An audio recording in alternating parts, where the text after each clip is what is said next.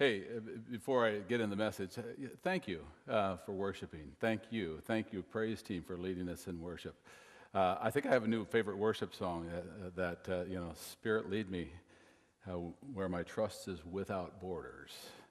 You've just prayed that in a prayer, in a song, and that's dangerous. I think as a body of believers here at Rose Drive Friends Church, if you're new, you don't know this, but I think as a body of believers, that's what God is doing in our midst. He is leading us some places that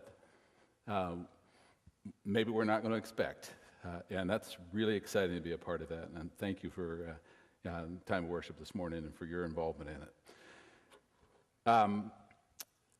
It's just really great to be here. A couple weeks ago, we got to go on vacation. I hope you get to take some vacation sometime in the summer or, in the fall or whatever. Vacations are a great thing. We went to Lake Nacimiento, which is up above Paso Robles. It's really hot there. It wasn't as hot this year. Last year we went there and it was 113 the day we got there. It was a little bit nicer than that this year. I have a boat. We like to go skiing and wakeboarding. Just in case any of you are wondering, this picture is probably more important for me. Yes, I'm still able to get up on one ski and cut a little, That's more important for me to show that than it was for any of you. We did have a great time. All of our kids got to be there, all three boys and a couple of wives. And our son, Zach, and his wife, Brittany, came out.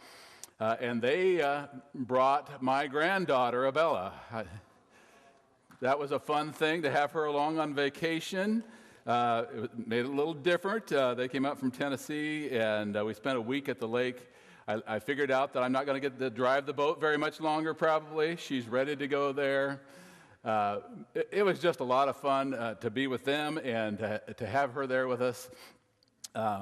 And we spent a week just trying to relax as much as you can, wakeboarding, skiing, and having an 8-month-old in the house when you're kind of not used to that. It's a whole different experience. I know some of you are wanting to see more vacation pictures. You can talk to my wife or myself afterwards, but that's all for now.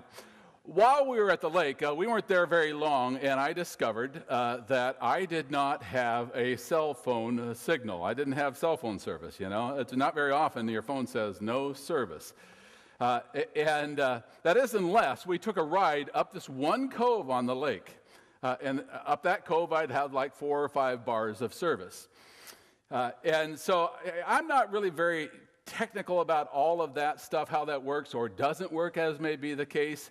I understand that like cell phone signals are line of sight, and if you're, if there's mountains around or something or other, you don't get your signals. I sort of get that. But when we were out on the lake, unless we were up this one cove, it was like we were in this cell phone dead zone. There was nothing there. But then we'd, go up this cove of the lake, and, my phone would go crazy with, text messages and Facebook and Twitter and Instagram and all of that. And I just have to say that if you sent me, this is a couple weeks ago, but if you sent me a message or left me a voicemail and I haven't responded, it's not because I don't care. I do care. It's just I didn't get your signal. I didn't get your message because I didn't have a signal. Well, we are in this series on prayer, and we're calling it just simply, And When You Pray. And last week, Pastor Dave reminded us that prayer is not really about a set of prescribed words that you say or system that you do. It's about a relationship with God. God, as a loving Father, knows what your needs are before you even ask, and He wants to give us what's good for us. God cares deeply for everything that concerns you. And prayer that God invites us to engage in is focused on a relationship with Him. Today, I'm going to deal with a topic, as Dave mentioned, that it actually came up from some of the questions that were submitted for the questions sermon series that we were talking about earlier in the summer, that some of you think, where'd that go and how come we didn't do that? We're going to do it yet this fall. But this particular question, the one of unanswered prayer, seemed to fit right here in the middle of this series. The question just simply went like this: why do some prayers get answered and others don't? You ever have that question? You ever wonder that? I mean, how many of you here would honestly say that there are times when your prayers go unanswered? Raise your hand. Okay, about half of you are honest.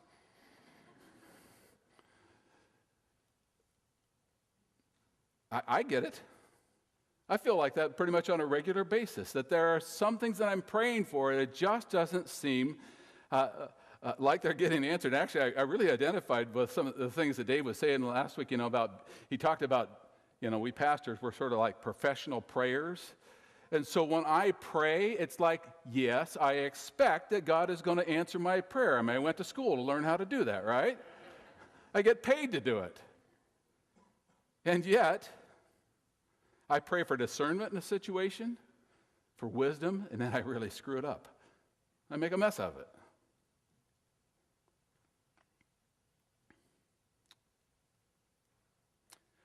it. Or I go to a hospital and I stand beside the bed of a friend and pray that he'll recover and he dies. I just go, God, what are you doing? I don't get it.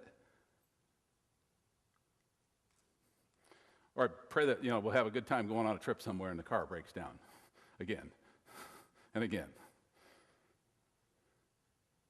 And it leaves me saying, what is this thing about unanswered prayer? I do know that I'm not alone in this question, and you aren't either. A couple weeks ago, Heidi Mattson shared a passage with us, some words written by David, the one-time king of Israel, who is said to be a man after God's own heart. And he was feeling that God wasn't hearing his prayer. And look what he wrote here. He says, my God, why have you forsaken me? Why are you so far from saving me, so far from my cries of anguish? My God, I cry out by day, but you do not answer, by night, but I find no rest.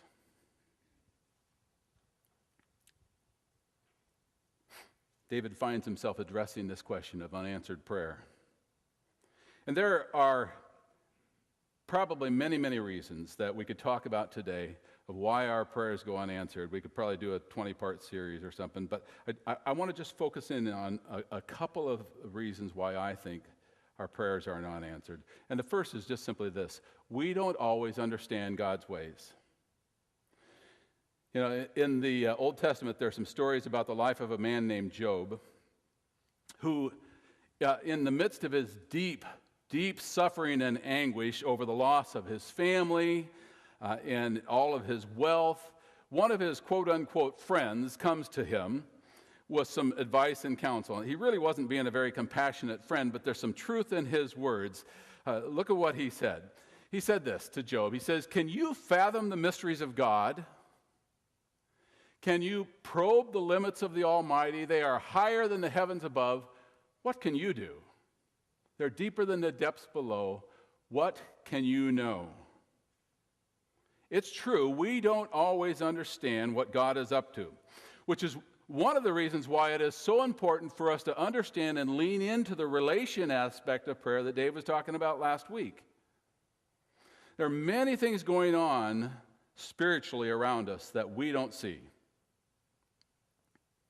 And what may appear to us to be an unanswered prayer might simply be a question of God's timing, or God is doing something that we can't see.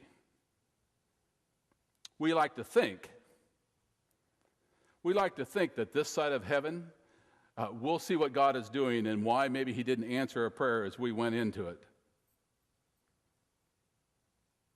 But that doesn't always happen, which is why, part of the reason why we call this a life of faith. If we always saw it, then we wouldn't have to have faith because we could see everything that's going on around us. Throughout history, there have been stories great stories that show us this. There's a story in the Old Testament book of 2 Kings, chapter 6, where a prophet by the name of Elisha, who, by the way, was called the man of God. That'd be awesome. Business card, man of God. He's called the man of God, and Elisha and his servant find themselves surrounded by the ancient army of the king of the city of Aram. And the story reads like this. It says, when the servant of the man of God, Elisha, got up and he went out early the next morning, an army with horses and chariots had surrounded the city. "Oh no, my Lord, what shall we do?" No, it was probably more like this. "Oh no, my Lord, what shall we do?" I mean, this guy was in a panic. Here they are surrounded by the armies of this king. Have you been there? Have you felt like you were surrounded by an enemy and you didn't see a way out? Feeling like maybe just your prayers aren't getting answered? Well, look what happens next in this story. Don't be afraid, the prophet answered. Those who are with us are more than those who are with them. And Elisha prayed, open his eyes, Lord, so that he may see. And then the Lord opened the servant's eyes, and he looked and he saw the hills full of horses and chariots of fire all around Elisha. In that situation, the servant simply didn't see what God was doing. It was already going on, he just didn't see it. God was already moving on their behalf. There's another account in the New Testament. Jesus' close friend John wrote about it. The story is about a man by the name of Lazarus. And John tells us that Jesus loved Lazarus and his sisters Mary and Martha. Well, Lazarus gets real sick, and so Mary and Martha, they know Jesus, they know he's got some power, they send for Jesus to come and, maybe, heal Lazarus. And Jesus doesn't go. And while Jesus is waiting, he does go, but it's a while before he goes, and while he's waiting to go, John tells us that Lazarus dies. Now, I think Mary and Martha's prayer was that Jesus would come and heal Lazarus from his sickness, as evidenced by Martha's words, with almost an edge of irritation in them as Jesus arrives, and she says to him, if you had been here, my brother wouldn't have died. And if you read the story, what happens is Jesus eventually goes in and he raises Lazarus from the dead, which is pretty dramatic, and people celebrate. But when you read the whole story, it's obvious that Jesus was not in a mode of not answering prayer, because 2 times he says, this happened so that people might see and believe in me. So all I'm saying here on this point really is that when we don't feel like our prayers are being answered, it might simply be that we don't see what God is doing. So you didn't get the job you were praying for. Maybe you don't see what God is doing. You prayed that your grandma would be healed. She died of cancer. You might not have seen what else God was doing in her life. I was sharing this with somebody yesterday. Actually, it was a guy in the hospital, and we were praying together about his health. And he said, I remember when I was younger, I dated this gal, and then like a high school reunion a bunch of years later, and I looked at her and I thought, oh, God, you protected me from that, Okay. I'm not going there with that. You prayed for whatever it might be, and it doesn't seem like God has answered, but you may simply not see what else God is doing. And so what do we do with that? Well, one thing that we can do certainly gets to the point of the relationship with God. We can get to know God better. In the story of Elisha and his servant, what did I say? Elisha was called what? He was called the man of God. He saw what God was doing around him because he knew God in a personal way. And we can get to know God better by building our relationship. And prayer is a great place to start building that relationship. Now, God promises to answer prayer, but he doesn't promise to answer all of our prayers. He doesn't promise to answer all of our prayers. Many of our prayers for healing or protection don't seem to be answered because we live in a broken and sinful world. That's just part of the result of that. And yet, God does invite us to bring all of our cares and all of our concerns and all of our requests, to make them known to him. And we can expect that a personal, loving God will listen when we pray to him. However, sometimes there are some things that keep us from seeing God's answer to our prayers. Another prophet, a man by the name of Isaiah, wrote that God has no problem in answering our prayers. Look what he says. He says, surely the arm of the Lord is not too short to save, nor his ear too dull to hear. In other words, it's not a cell phone signal problem. God's got all the equipment that he needs. It's not God's problem. He goes on to say But your iniquities have separated you from your God. Your sins have hidden his face from you so that he will not hear. There's a dead zone. And in that dead zone, it seems like Isaiah is saying God chooses not to hear because of sin. Now, this is not God saying, it's not God taking his toys and going home. It's not like he's saying, hey, you got sin in your life. I'm not going to listen to you. It's not God's problem. It's our problem. It's like when I was out on the lake. At times, the signal was blocked. Not because there wasn't a signal, but because I wasn't in the place to receive the signal. King David said roughly the same thing as Isaiah in another of his writings. In this passage, he said, if I had cherished sin in my heart, the Lord would not have listened. Sin in our lives creates a dead zone in relation to prayer. It creates a situation where God may not listen to my prayers. If I had cherished sin in my heart, says David, then God would not have listened. And I got to thinking about the words that David uses here, and I asked myself, how might I cherish sin in my heart? What's that mean? I mean, I don't know about you. I probably do. But I don't live a life totally above sin. I know some of you are disappointed to hear that, but I don't. I have sinful attitudes that creep into my heart, and every once in a while they come out. I sin when I get angry at people in an inappropriate way. I ignore the needs of people around me when I have the opportunity to respond and meet a need. So does that mean if I have that sin in my heart, God's not answering my prayers or not hearing my prayers? Well, the word that David uses for cherish, when I first read that, I kind of think, what, does that mean just kind of a matter of fact, in a lot of ancient literature, the word just had to do with just glancing or just looking, but apparently there's something deeper here. There seems to be something more than just a casual glance. It really was a fixing your eyes on something, focused on something. There's an intensity to that word cherish. There's a deep interest in what is said. So what David seems to be saying in this verse is if I've allowed sin to consume and to occupy and so take my life, then there's a good chance that God is not going to listen to my prayer. And then I realized, thinking about David's life, that that's what got him into trouble.